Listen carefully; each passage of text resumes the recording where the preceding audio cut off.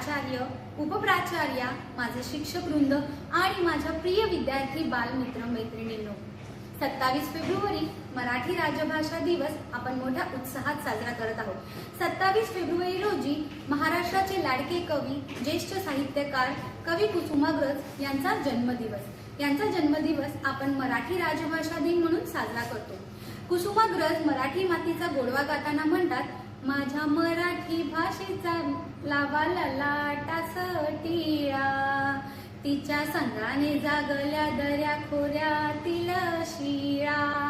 असे अनेक कविता मराठीमधून कुसुमाग्रजांनी सर्वांसमोर आणल्या आहेत। अशा या लाडक्या कवीचा आणि ज्येष्ठ साहित्यकार, उत्तम लेखक, कुशल कथाकार असणाऱ्या कुसुमाग्रज उर्फ विवा शिरवाडकर यांचा आपण जन्मदिवस मराठी राजभाषा दिन म्हणून साजरा करत आहोत।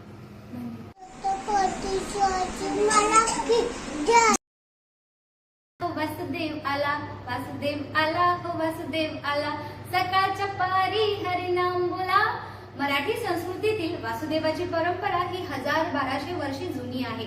छत्रपती शिवाजी महाराज वासुदेवाच्या सहाय्याने आपल्या मावळ्यांपर्यंत निरोप पाठवत असतात आणि हे वासुदेव पहाटे समाज प्रबोधनाचे काम करतात। चला तर मग आपल्या घरोघरी वासुदेवाच्या रूपाने येत आहे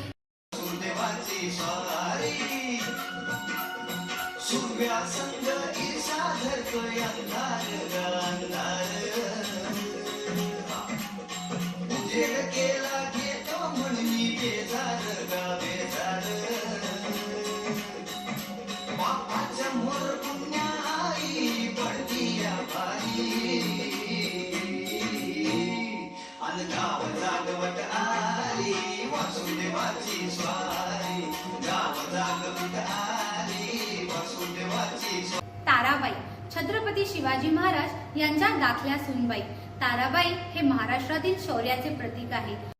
मान स्वराज्याचा, अभिमान आम्हास त्या भगव्याचा, आम्ही ताराराणी, हंबीरामुळे त्यांची लेक व छत्रपती शिवाजी महाराज यांची सून।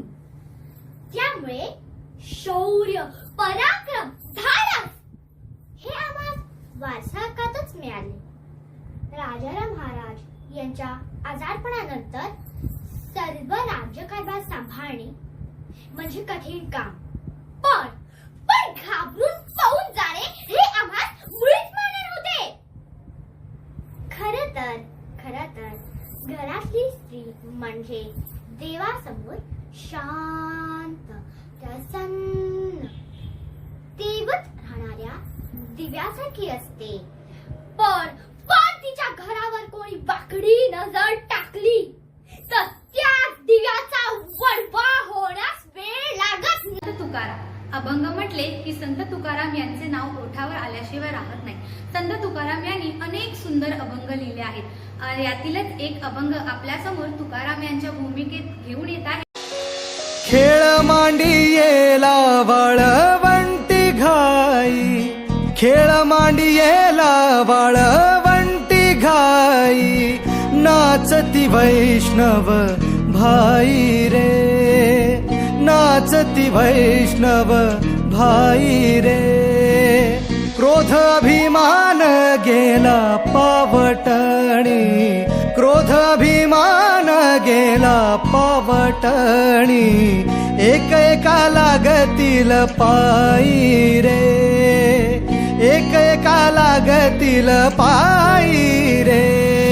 खेळ मांडी अरे संसार संसार मन वढाय वढाय, खोप्यामध्ये खोपा, अशा प्रसिद्ध कविता ज्यांनी आपल्याला दिल्या अशा बहिणाबाई चौधरी यांच्या भूमिकेत तुमच्या समोर येत आहे इयत्ता दुसरी।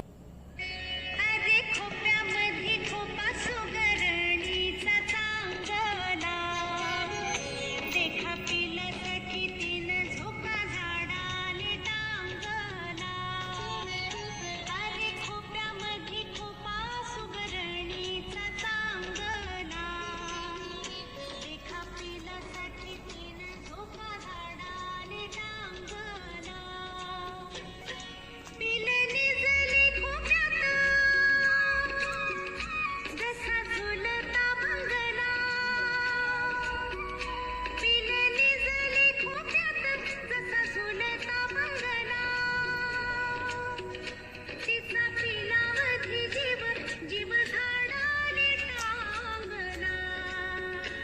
दरी खोऱ्यातून नाद घुमू दे एकच दिन राती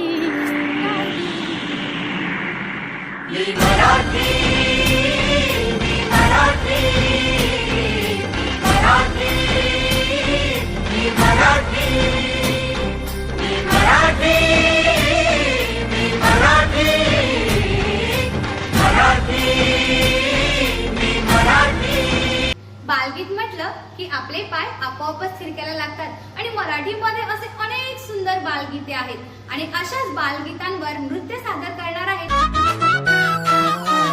अक्कबाई ढक्कबाई अक्कबाई ढक्कबाई अगबाई ढगबाई लागली कळ ढगाला उन्हाची केवढी झळ अगबाई ढगबाई लागली कळ ढगाला उन्हाची केवढी झळ थोडी न थोडकी लागली फार थोडी न थोडकी लागली फार डोंगराच्या डोळ्याला पाण्याची